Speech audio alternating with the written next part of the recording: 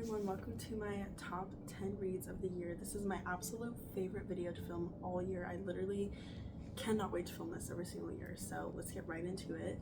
So starting off with my Goodreads, I'll place them up here. So I've read 52 books this year, 17,000 pages, and have an average book length of 330 pages. I think those little statistics that Goodreads does are just so fun. So anyways, let's get right into it. So my honorable mentions, I always have 2 of these on this list every year. So the first one is a literary fiction. This is The Heaven and Earth Grocery Store by James McBride. This book was a 4 out of 5 stars for me. And then our next honorable mention is Counting Miracles by Nicholas Sparks. This book is a romance book and it's also 4 stars. Okay, so let's get into the actual list. So starting with number 10 is The Coworker by Frida McFadden. This book was very interesting because our main character is kind of like unreliable. So our main character is being framed for the murder of a coworker who might not actually even be dead the whole time, but we don't know if our main character deserves to be framed, who is framing her for this murder. It's so interesting. And so this book is also 4 stars. Number 9 is a Christmas romance, The Christmas Countdown by Holly Cassidy, which I also rated 4 stars. This book was just a very interesting and unique plot to add to a Christmas romance. So the main character follows an advent calendar filled with fun dates and fun things to do, not just presents, in which she meets this guy who helps her do the rest of the things on the advent calendar. So I just thought it was such a unique plot to add to a Christmas romance, which is already such a cute story always. So yeah. Number 8 is another romance book, Yours Truly by Abby Jimenez. So this book is 5 stars. This book to me was about difficult adult relationships, and I don't know, it was just done really well. So we have our main character. Our main character is going through a divorce, while the love interest in the story is his ex is marrying his brother. So it's very difficult family and also couple relationships, and I think it's written very well, and it definitely deals with very real complex relationships and emotions in real life, and it's just a very, very good romance and real life book. So number 7, this is actually the last book that I read this year. I just finished it the other day. This is Lights Out by Nevessa Allen. This is a dark romance book, one of the first ones that I've ever read, by the way. I just now starting to step into that genre, so let me know if you are a dark romance person. Let me know what you think about it, and let me know your recommendations as well. This book was a 5 star for me. So Allie, our main character, who is a trauma nurse, she meets this person who has an online presence of doing dark videos with mask on or anything, whatever, that Allie finds very attractive, and she very much likes those things. And so she gets to meet this one of her online idols, I guess. And yeah, basically it's who is this secret man that she may or may not already know, and then also will he live up to her dark romance fantasies, kind of the plots of that book. So yeah, I just thought it was done very well, and dark romance is a very nice genre. It very much is. So number 6, we have another Frida McFadden book. This is The Boyfriend, which is also a thriller and also 5 stars. This book was absolutely insane. Like I said before, I can never guess how one of her books is going to end, even though I've read a few of them at this point. I can never guess the plot twist or literally anything, and this book was insane. It's the first, so when I read this book, I hadn't read a thriller for a few months at least, so this is the first one I read for a little while, and it really was everything that I was needing at the time. It shocked me, and everything was amazing. So number 5 is also another romance book. This is a spicy romance book, heavily spicy. It's 5 stars. This is Wild Love by Elsie Silver. So yeah, so this book is extremely spicy, but it's done very well in a way that it doesn't hinder the plot or I don't even know the characters or anything. Like, it's just done very, very well. And so this book also has tropes of brother's best friend, co-worker romance, and a little bit of like grumpy sunshine, like differentiating. But yeah, and then I also said in my review, in addition to romance, the family and friend relationships in this book are also done very, very well. And this is the first book I'm pretty sure that I've read by her before, and I really do like her writing style. It was very easy for me to follow along, and just a very good story. So number 4, we're starting to get into very, very good books. This is The Berry Pickers by Amanda Peters, which is 5 stars.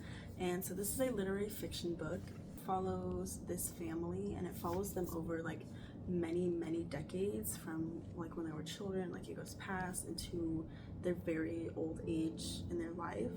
So it was just so real and so raw. Like, there were so many times in this book where I was just crying, even though nothing directly sad was happening.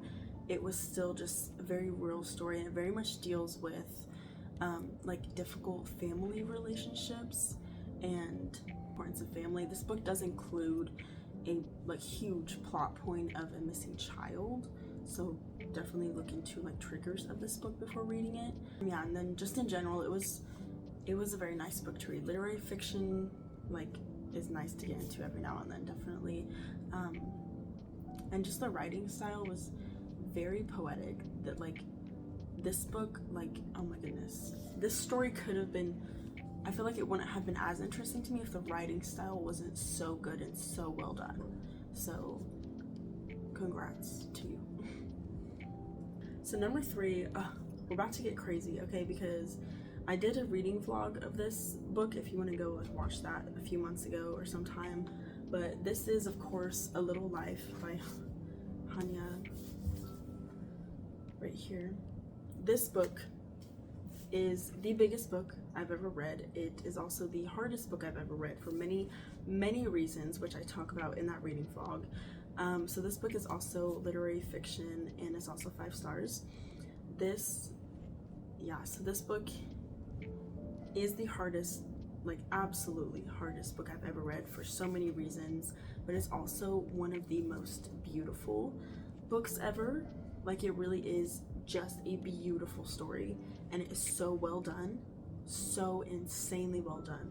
It is also, I mean, definitely just look up triggers and everything, because the whole main plot for this book is triggering. Like, it is so hard to read, but I just thought this book was so beautiful because it follows this group of friends throughout like many decades in their lives, and like how they fall apart, how they grow together, some involved in like some romances, and just other difficult things in their life and their families, and how they connect or like help each other. It's just a beautiful story about this group of friends and how they grow as people, either together or apart, just in general. And it also does include different point of views from each like different characters sometimes. But yeah, definitely, if you were thinking about reading this book for a long time like I was, definitely do it, but definitely look up triggers and everything before doing that. But it felt very rewarding once I finished this book, and I'm very glad that I read it and that it made it onto this list. Before we get into the top 2 books of this year, I want to mention that they are both now 6-star books, which I only have very few 6-star books before. Really only I get 2 a year, but I'm going to read that list real quick. So Verity by Colleen Hoover, Hopeless by Colleen Hoover, In 5 Years by Rebecca Searle, and Where the Crawdads Sing by Delia Owens, which is my favorite book ever. But those are the only books on my 6-star list ever. And this year I found another 2 books to add to that, which at number 2 is Dear John by Nicholas Sparks. I love Nicholas Sparks. This whole shelf, by the way, is Nicholas Sparks books. Only just entirely him up there. This book, so it's a romance book, obviously, 6 stars. So first of all, his writing style, as you can see, I love the way he writes. I have so many of his books. It's just always so well done, and I feel like literally I'm watching a movie the whole time. His books are so easy for me to read and follow along, and I just love them, which is also why probably many of his books are made into movies. Like, they literally are. This one is, and the movie is also amazing, by the way, but I would say, you know, just because I'm a reader, to read the book first and then watch the movie, but they're both amazing if you just want to watch the movie. Channing Tatum does star in it, as well as Amanda, can't remember her last name, but yes. But yeah, so the plot of this book follows Savannah and John, who's Dear John. And so Savannah writes him letters while he is away in the army or military, you know, saying like Dear John, whatever, which is why that's the title of this book. And it's just such a sweet romance. I just loved it so much. Their story is just so perfect, and the chemistry and everything is so well done, and I'm like speechless. I don't even know what to say. Just like read it, honestly. It was amazing, and watching the movie right after finishing this made it even that much more special to like just actually see, like, put those pictures in my head, and it was really nice. I just love Nicholas Sparks. And yes, my number one book this year, which I am gonna start crying, just so you know, is Call It What You Want by Alyssa. This book, I said romance genre, but not really, because it's not a happily ever after story. It's not. So this book is 6 stars, obviously, like I've said. So with this book, I feel like I really, like, I don't know, I really related to this main character more than any character I've read in any book ever. Like, after I read this book literally in one day, because I was like, this is insane. Why is this book about me? Like, why is this book about my life?